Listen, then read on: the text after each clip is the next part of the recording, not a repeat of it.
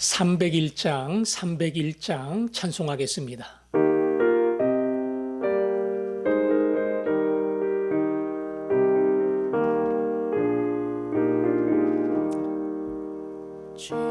지금까지 지내온 것 주의 크신 은혜라. 한이 없는 주의 사랑 어찌 이루 말하랴. 자나깨나 주의 손이 항상 살펴주시고 모든 일을 주 안에서 형통하게 하시네. 몸도 맘도 연약하나 새 힘 받아 살았네. 물 붓듯이 부으시는 주의 은혜 족하다. 사랑 없는 거리에나 험한 산길 헤맬 때 주의 손을 굳게 잡고 찬송하며 가리라. 주님 다시 배올 날이 날로 다가와. 무거운 짐 주께 맡겨 벗을 날도 멀잖네. 나를 위해 예비하신 고향 집에 돌아가 아버지의 품 안에서 영원토록 살리라. 아멘. 이제 10월입니다. 저희들이 10월 마지막 토요일 30일에 임직식, 은퇴식을 가지려고 하고요. 또 31일 날은 늘 하던 대로 추수감사절로 지킵니다. 한 해 동안 참 힘들었지만 그 모든 한 해를 돌아보며 지금까지 지내온 것 주의 크신 은혜라. 이것이 우리의 고백이 될 수 있도록 우리의 마음과 힘을 다해 하나님 앞에 감사로 나가는 10월이 되고 임직식, 은퇴식 되고 그리고 추수감사절 될 수 있도록 이 10월에 우리들의 마음을 풍성케 하여 주옵소서. 기도하겠습니다. 아버지 하나님, 어렵고 힘든 한 해지만 오늘까지 인도해 주신 거 감사합니다. 건강을 지켜주시고 필요한 양식을 더하시며 굶지 아니하고 밥 먹고 이 시간이 곧까지 오게 하셨습니다. 어렵고 힘들었지만 우리의 진정한 소망이 주께 있음을 다시 한번 알게 하시고 재물이 아니라 예수님을 붙들고 살아가는 종이 되게 해주시기를 원합니다. 은퇴 임직식이 은혜롭게 진행되게 하여 주시고 아버지 하나님, 추수감사절 정말 마음을 모아 주 앞에 나아가며 한 해 동안 부족함 없이 채워주신 하나님의 은혜를 감사하며 찬양하는 종이 되게 하여 주옵소서. 인도해 주심을 믿습니다. 아멘.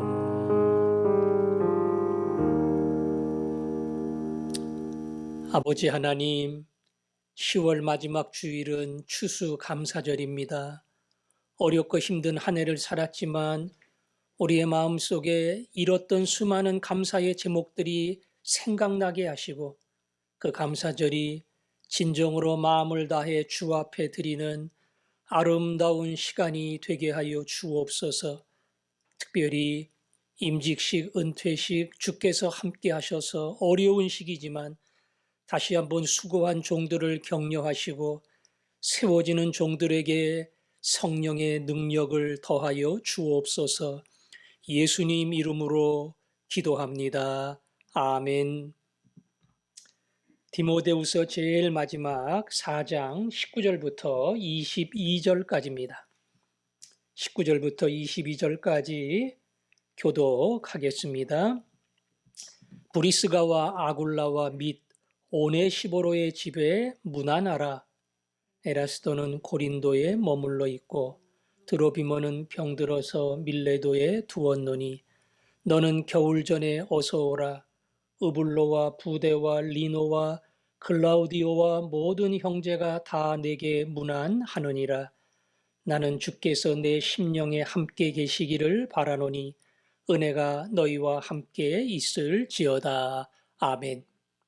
오늘 본문은 그 외에 여러 사람들, 자기 주변에 여러 사람들을 소개하면서 이들을 따뜻하게 품어주고 그리고 안아달라. 디모데와 에베소 교회에 부탁을 합니다. 그러면서 제일 먼저 언급한 인물이 브리스가와 아굴라입니다.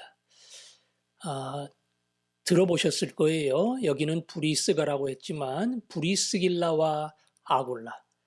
남편이 아굴라고 아내가 브리스길라, 브리스가입니다. 이 부부는 바울하고 일하는 업종이 같아서 다시 말하면 텐트를 만드는 그러한 일을 했기 때문에 동업을 하면서 서로를 잘 알았고요. 그리고 바울의 사역에 누구보다 열심을 내는 그러한 부부였습니다. 바울이 로마서 16장에서 이 부부를 소개하면서 그들은 나를 위해 자기 목이라도 내놓아 줄 자들이다. 이렇게 설명할 만큼 바울에게 말 그대로 큰 힘이 되어준 그러한 부부입니다. 그래서 여기도 그 외에 주변의 사람들을 소개하면서 이 브리스가 아굴라 부부를 먼저 인사를 시킨 겁니다. 아내가 보통 믿음이 좋고 남편이 따라가지 못하는 그런 경우들이 많고요. 간혹 남편은 믿음이 있는데 아내는 따라가지 못하는 그러한 경우도 있습니다. 그런데 이 부부는 브리스가와 아굴라, 아마 브리스가가 믿음이 더 좋았는지 모르겠지만 부부 전부가 바울과 복음 전파를 위해서 생명을 내놓을 만큼 헌신된 사람들이었어요. 그러니까 뭐 이렇게 한 사람 이름을 일컬으면서 아무개를 기억하라, 아무개를 기억하라 이렇게는 인사를 했어도 부부 이름을 다 적는 적은 거의 없거든요. 그런데 바울은 이 부부의 이름을 여기에 기록하면서 두 사람이 다 믿음의 사람이었고 헌신의 사람이었고 복음을 위해 모든 것을 포기할 수 있는 사람이었다. 이 부부를 이렇게 소개했습니다. 그 다음에 나오는 사람은 오네시보로라 하는 사람이에요. 오네시보로의 집에 문안하라. 이 오네시보로도 바울과 함께 복음 전파 사역에 큰 힘이 되어준 사람이고 힘들고 어렵고 투옥이 되어 있을 때 찾아와서 많이 용기를 심어준 사람이에요. 그래서 이 오네시보로 내가 약할 때에 특별히 나에게 힘이 되어 주었고 또 남들은 다 떠나는 투옥되어 있는 가장 그 위험한 순간에도 나를 찾아와서 나에게 많은 용기를 심어준 사람이다. 이 오네시보로 너희들이 기억해달라. 그 다음에 나오는 사람은 에라스도. 에라스도는 고린도에 머물러 있고 그랬지요. 에라스도도 우리가 잘 모르는 사람이에요. 고린도에 머물러 있다고 하는 것은 바울이 고린도에 파송했다 그런 뜻입니다. 고린도는 그리스 아래쪽에는 아테네, 그 다음에 데살로니가 이런 지역들이 있고요. 그 윗동네 나라가 마게도냐인데 거기에 고린도가 있습니다. 그 고린도를 섬기는 사역자로 오늘 여기 성경에 나오는 에라스도를 남겨놓았으니까 그만큼 일을 맡길 만한 신실한 사람이죠. 그 에라스도를 기억해달라. 그 다음에는 드로비모는 병들어서 밀레도에 두었노니 그랬죠. 드로비모도 잘 모르죠. 근데 바울의 동역자입니다. 바울과 함께 수고한 사람입니다. 그런데 아쉽게도 병들어서 밀레도에 남겨 두었습니다. 함께 일을 하다가 함께 수고하다가 그 사람이 병 때문에 더 이상 일할 수가 없어요. 그래서 치료를 위해서 병원에 입원해야 돼요. 더 이상 선교 사역에 목회 사역에 동참할 수 없어요. 본인도 힘들겠지만 함께 동역하며 길을 간 바울에게도 어찌 보면 마음에 많은 짐이 됐을 겁니다. 부담이 됐을 겁니다. 그만큼 동역하는 한 사람의 건강이 나빠져 남겨놓아야 한다는 것. 이것은 바울의 마음속에 큰 미안함으로 다가왔을 겁니다. 모든 사람들이 다 건강을 위해 기도합니다. 특별히 목사와 선교사들은 건강을 위해 더 많이 기도를 하고요. 건강해야 사역을 할 수 있고 건강에 정지 신호가 들어오면 더 이상 나아갈 수 없기 때문에 하나님의 일을 하고 복음을 증거하는 일에 건강 문제 때문에 길이 막히지 않도록 그 건강을 위해서 기도를 많이 합니다. 그런다고 다 건강합니까? 아니에요. 주의 일을 하면서도 아픈 사람도 있고 멈춰야 하는 사람도 있고 심지어 하나님이 그 생명을 데려가기도 합니다. 우리나라의 복음을 처음 들고 들어온 언더우드와 아펜젤라를 시작으로 수많은 개신교 선교사들이 의사들이 이 땅에 들어왔는데 그 중에는 몇 달을 못 넘기고 질병으로 세상을 떠나는 사람도 있었고 자기의 어린 자녀를 잃는 사람도 있었고 그렇게 복음 때문에 여기까지 와서 헌신하고 모든 것을 내놓았는데 이 건강의 문제, 심지어 생명의 문제가 생기고 나서 큰 위기를 겪는 그러한 사람들이 있습니다. 여기까지 와서 내가 헌신했는데 이럴 수가 있느냐? 그러고 갑니까? 아니요. 그 사람들 안 갑니다. 속된 말로 아까워서라도 내 자식을 데려갔는데 그 자식 사랑하는 마음으로 이 조선의 동포를 사랑하고 더 헌신하는 사람이 되었어요. 아마 바울에게 그런 마음이 있었을 겁니다. 드로비모가 건강해지기를. 그리고 드로비모의 빈자리를 내가 다 채우겠다고 하는 그런 열심과 헌신이 바울에게 있었을 겁니다. 그래서 병들어 밀레도에 남겨둔 이 드로비모를 부탁합니다. 밀레도는 예배소 바로 근방의 섬이에요. 그 다음에는 21절에 보니까 너는 겨울 전에 어서 오라. 디모데에게 부탁하지요. 이미 9절에서도 어서 속히 내게로 오라. 그렇게 말한 적이 있어요. 이렇게 2번씩이나 이야기를 합니다.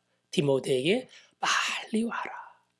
날도 점점 추워지고 내가 읽어야 될 성경도 필요하고 무엇보다 나를 잘 아는 내 사랑하는 믿음의 사람이 와서 나를 격려해 주면 좋겠다. 그런 마음을 가지고 디모데에게 속히 오라고 이야기합니다. 이미 제가 설명했지요. 바울 정도 되면 사람의 위로가 무슨 필요가 있겠어요. 다 필요 없어.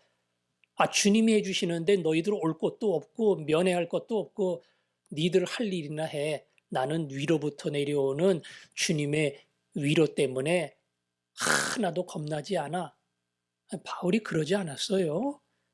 연약한 인간이기에 믿음의 사람들의 위로와 격려가 필요했고, 그래서 가장 가까운 믿음의 아들인 디모데에게 너는 속히오라 이렇게 부탁을 한 겁니다.